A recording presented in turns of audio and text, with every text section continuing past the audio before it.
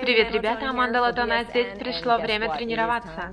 Что у нас сегодня? Сегодня у нас одно из моих любимых занятий – это плеометрика. Я люблю плеометрику, я покажу вам несколько упражнений сегодня. Причина, почему они мне нравятся, это потому, что они тренируют нижнюю часть тела. Обычно я делаю плеометрику на второй тренировочный день. Вот что я говорю всем. Если хотите накачать свои ягодичные мышцы, то девушки должны это делать дважды. Мальчики могут делать это один раз. Девочки, которые постоянно спрашивают меня, как качественно потренировать ноги, поджарить их, должны делать это 2 раза в день. Это очень эффективно.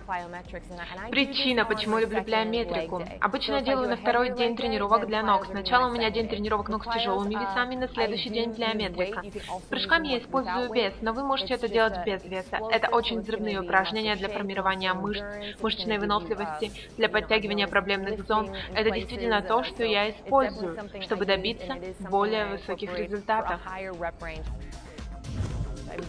Я делаю 3 подхода, потому что это достаточно сложно. 3 подхода для меня достаточно.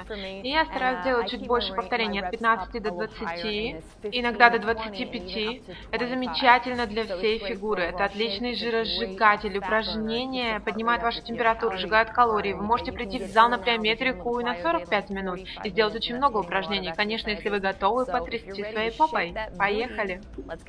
Итак, небольшой комплекс для начинающих. 1 круг плеометрики. Прыжки с выпадами 8 повторений.